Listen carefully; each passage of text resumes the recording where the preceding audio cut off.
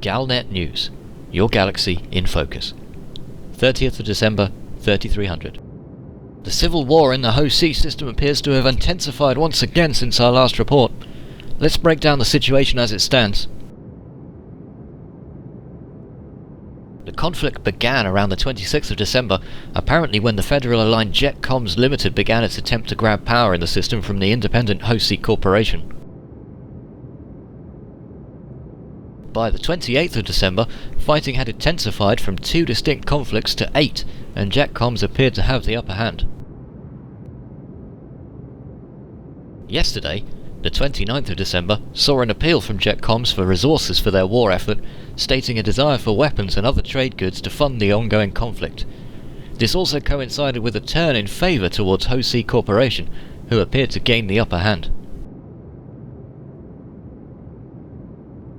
Today, 30th of December, sees military checkpoints imposed in the system as the fighting continues, particularly around Ho-C 8 and Ho-C 9, where a number of resource extraction operations are located.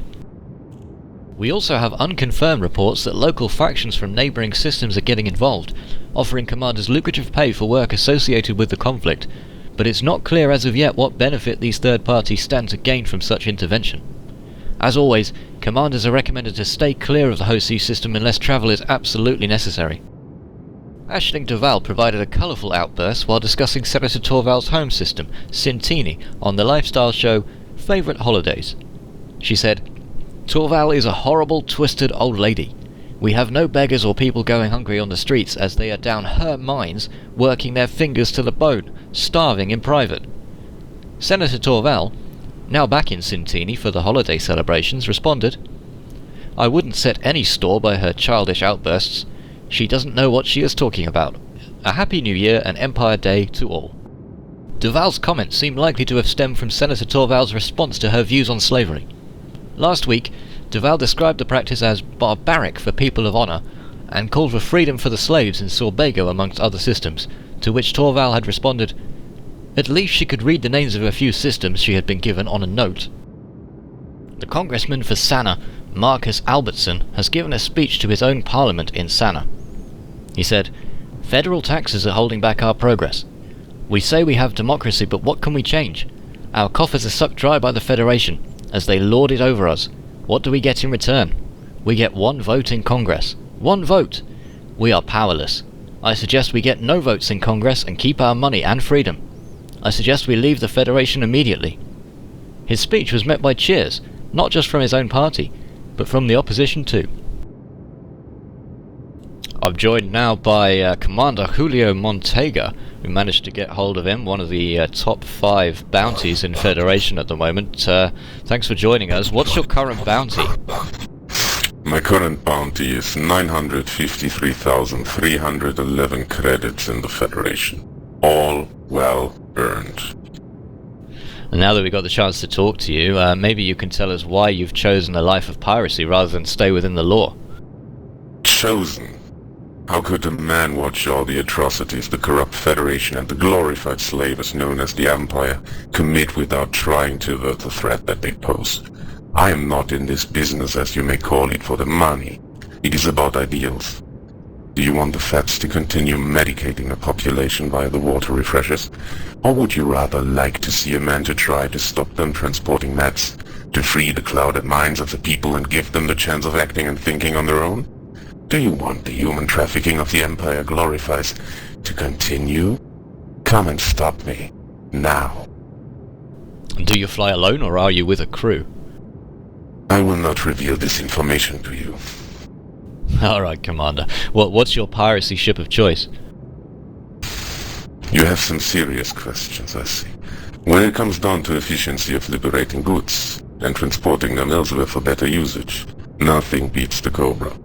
Decent cargo capacity, good armament, affordable and replaceable. You get spare parts in every larger industrial hub. Yet the recent increase in conflicts did sound the call for a different tactic. With all those military vessels scourging us free people, nothing beats the Viper and its speed. Beware of the Black Beauty. Oh, I will, Commander, I will. What should commanders expect in terms of resistance if they manage to track you down? Manage to track me down, eh? That depends on the engagement. There is not only one kind of answer to a threat. Sometimes it is smarter to evade the fight than fight till death. Those who are bold enough, however, might find out that I had some hours of training. What about your favourite target? Do you prefer wedding barges, commanders caught off guard, authority vessels, or something else? Larger industrial lake and type transports. The damage inflicted on these pilots is not ruining their whole career, and I stop a greater influx of goods than hunting down haulers. Yet often my prey is not aware of my presence until the comms unit activates to inform them of my demands. And what's the closest you've come to being destroyed? I was participating in highly intense combat to counter the Federal advance at Hoshi, and was close to being wolfed down by 2 Cobras and a Viper, mainly equipped with multicams. I managed to escape the scene with some tricks though. I learned on my journey through the void, although my ship was heavily damaged, and I will make them pay for that. Computer told me afterwards that one more direct hit with a cannon would have ejected me into lifeboat. So far, nothing and no one ever has beaten the Black Beauty. And if a commander does manage to take you down, how would you want to go out? I will die fighting. If he's good enough to take me down, he should be sure to have a second canopy in his cargo hold. My last breath will be a hypervelocity projectile spitting on his canopy. And have you got any advice for pilots who wish to step on the steep steps of the pirate career?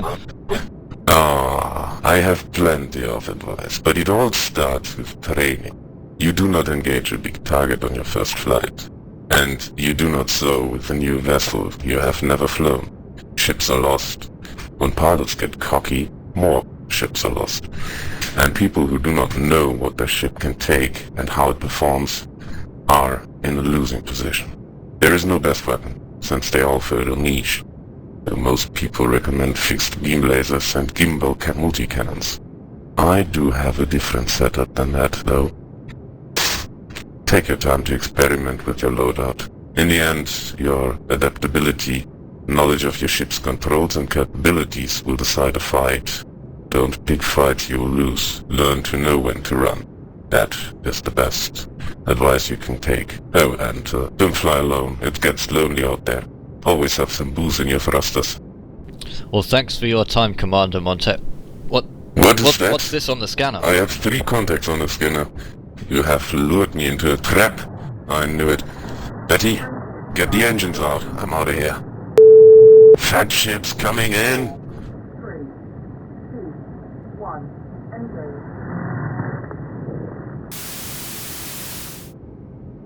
And that's the Galnet news for today. Tune in next time to keep your galaxy in focus.